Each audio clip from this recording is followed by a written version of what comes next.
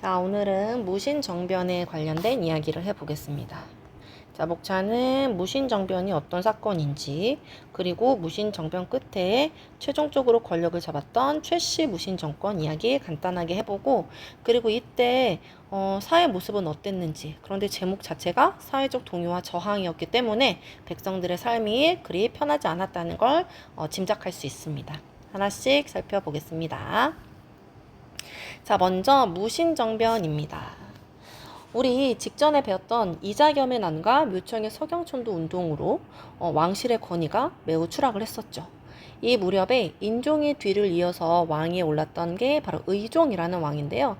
이 의종은 문신에 의지하면서 왕권을 유지하려고 합니다. 그래서 이 과정에서 이 문신들은 무신을 노골적으로 무시하기도 하고, 그리고 또 한편으로는 각종 공사에 군인을 동원을 하거나 혹은 낮은 급료를 주거나 하는 등 이 무신에 대한 차별도 굉장히 심했다고 합니다. 그리고 높은 관직에 있는 사람들은 모두 다 문신들이었어요. 여러분 잘 알고 있는 우리 귀주대첩의 강감찬, 우리 곧 배울 건데, 그 강감찬 우리가 장군이라고 알고 있지만 사실 이 강감찬도 문신입니다. 이렇게 고려 시대 때는 문신이 무신에 비해서 나라의 중요한 위치를 차지하고 좋은 대우를 받는 경우가 굉장히 많았다고 합니다. 그러면 이 무신들은 어땠을까요?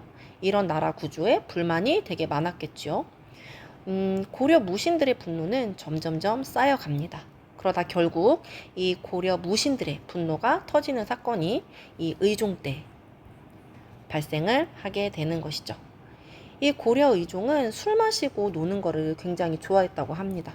왕이 문신들과 어울려 놀 때 무신들은 그들을 호위하는 호위병사로 보초를 서고 있었다고 해요. 어느 날 이 의종이 보현원이라는 곳으로 이제 야외 나들이를 가는데요. 거기에서 이제 가는 길에 잠시 이제 쉬면서 무신들에게 오병수바퀴라는 경기를 시킵니다. 이 오병수바퀴는 뭐냐면 손을 이용을 해서 겨루기를 하는 건데요. 약간 태권도, 손으로 하는 태권도 약간 이런 거랑 비슷하다고 보시면 됩니다. 이때 나이가 많은 이소웅이라는 장군이랑, 이 사람은 나이가 거의 한 60 가까이 되는 높은 장군이었고, 그리고 그 무신들 중에서 나이가 좀 어린 젊은 무신하고 이렇게 서로 대결을 벌이고 있었어요. 그런데 나이가 많은 이 이소웅이 힘에 부쳐서 이 젊은 무신과의 대결에서 지게 되고, 그러면서 이 대결장을 빠져나와요. 그러자 이 한뢰라는 문신입니다. 이 이소웅보다도 훨씬 더 직책이 낮은 한뢰라는 문신이 갑자기 앞으로 나아가더니 찰싹 이소웅의 뺨을 때리게 되죠. 이 모습에 왕과 문신들은, 보시면 여기 이렇게 보면 알겠지만 손뼉을 치고 깔깔거리고 막 웃게 됩니다. 직급이 이소웅보다 한참 아래인 이 한뇌가 이소웅을 모욕을 했는데, 이제 이 무신들은 주변에서 보고 있다가 이제 뚜껑이 열리게 되겠죠. 특히 이때 화가 난 그 무신의 대표적인 정중부라는 사람이 있었는데요. 이 정중부는 이 한례를 소리 높여서 크게 꾸짖기도 했습니다. 그러면서 이 정중부는 젊은 시절에 문신에게 모욕당했던 일이 떠오릅니다. 바로 옆에 그림인데요. 정중부가 이렇게 수염을 되게 길게 멋있게 기르고 있었대요.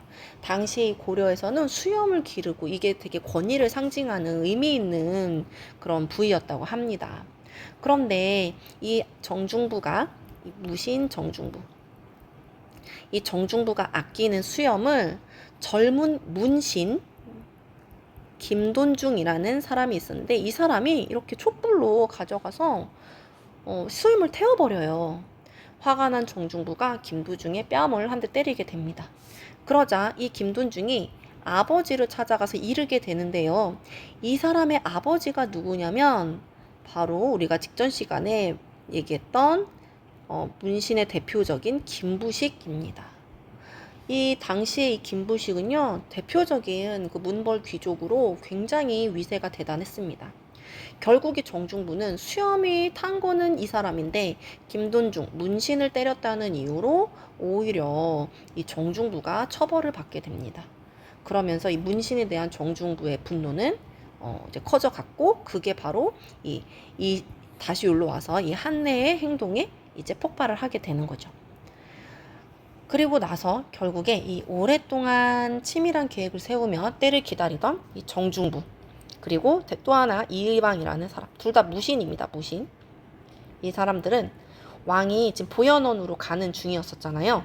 보현원 안으로 들어가고 신하들이 이제 물러서자 문신들을 가차없이 죽이기 시작합니다. 그러면서 정변이 시작이 됐어요. 그래서 이때 이 문신이 엄청나게 많은 사람들이 다 죽게 되고요. 그리고 문신의 편을 들었던 이 의종도 폐위를 시켜버리고 그리고 그의 동생이었던 명종을 즉위시킵니다. 그러나 이 명종은 꼭두각시 왕입니다. 실제 권력은 무신들이 가지고 있었죠. 한편 이송의 뺨을 때린 한뇌는 어떻게 됐을까요? 한뇌는 왕의 단상 아래로 숨었지만 곧 발견이 돼서 목숨을 잃었다고 합니다. 아무튼 결론은 이 무신들이 왕도 쫓아내고 문신도 쫓아내고 고려의 모든 권력을 장악을 하게 됩니다. 이 사건을 우리는 무신정변이라고 하죠.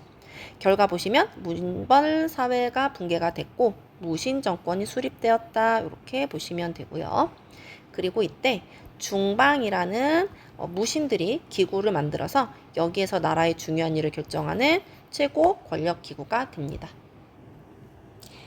자, 다음으로 넘어가 볼게요. 최씨 무신 정권의 수립입니다. 무신정변 이후에 이 무신들이 권력을 차지했잖아요. 그런데 이 무신들은 나라를 잘 다스리려고 정변을 일으켰던 것이 아니라 단지 권력을 독차지하려고 그들도 문신들처럼 좋은 생활을 누리고 싶어서 정변을 일으켰던 거기 때문에 백성들을 잘 돌보고 나라를 잘 운영하고 이런 것은 관심이 없습니다. 오로지 그들은 권력이죠. 그래서 무신들이 서로 권력을 독차지하려고 싸움을 벌이게 됩니다. 이 과정에서 최고의 권력자가 엄청나게 자주 교체가 됩니다.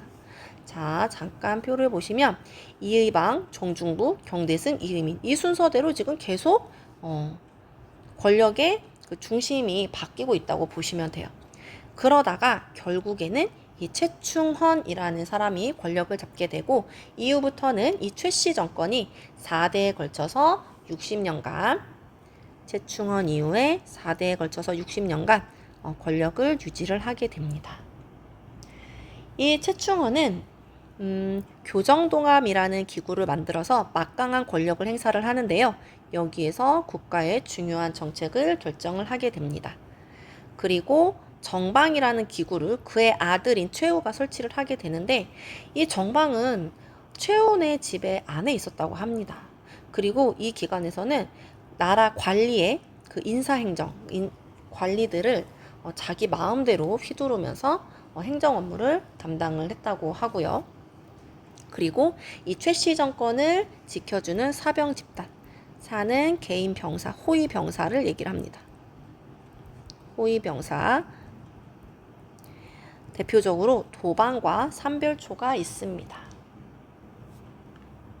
자, 그래서 여기 보시면은 최충헌 가문이 최씨 정권이 권력을 잡기 이전에는 중방이 나라의 중요한 일을 결정하는 권력 기구였었다면 이 최충헌, 최씨 가문 이후부터는 교정도감이 이렇게 나라의 중요한 일을 결정하는 최고 권력 기구가 되었다라는 것을 알아두시면 좋을 것 같아요.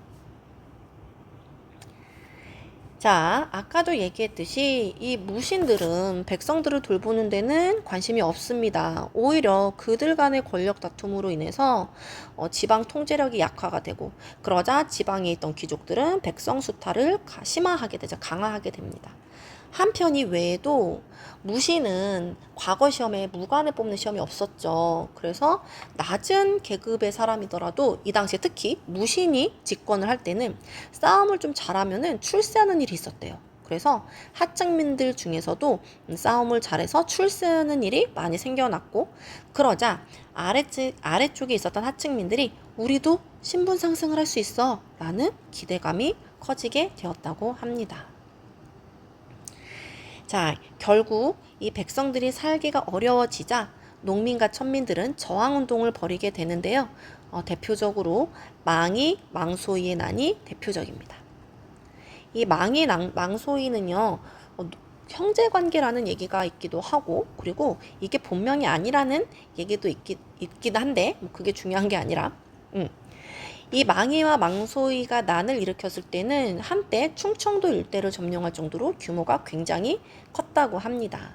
그리고 이들은 특수행정구역인 우리 소로 끝나는 향, 소, 부곡의 소에서 이렇게 봉기를 일으켰었다고 해요. 그리고 그 외에도 김삼이 효심의 난, 경상도 운문과 초전이라는 곳에서 또 이렇게 봉기가 일어나기도 했었습니다. 그러면서 무신 정권에 도전을 하기도 했었죠.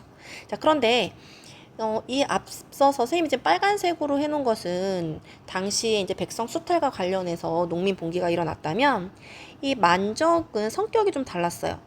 만적은 바로 천민, 노비가 이 난을 일으킨 건데요. 사실 이 사람은 우리가 좀 전에 얘기했던 이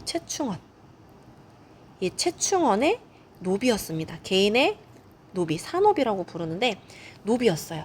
이 사람이 개경에서 신분 해방을 목적으로 이렇게 봉기를 계획을 하기도 했습니다. 그러나 사전에 들켜가지고 실패를 했지만요. 그러나 신분 해방을 주장하는 노비들의 그 봉기는 이후로도 계속되고 그러면서 하층민의 사회 의식도 성장해 나아갔다라고 보시면 돼요. 자, 지도를 보시면 당시 무신 정권 시기에 정말 전국 각지에서 이렇게 농민 봉기 혹은 천민의 봉기가 많이 일어났다는 것을 볼 수가 있습니다. 여기 점 찍힌 데가 다 농민 봉기가 일어났던 곳이에요. 그래서 이 무신 정권 시기는 사실 이 사회가 굉장히 불안정했던 그런 시기였다라고 생각을 하시면 되겠습니다.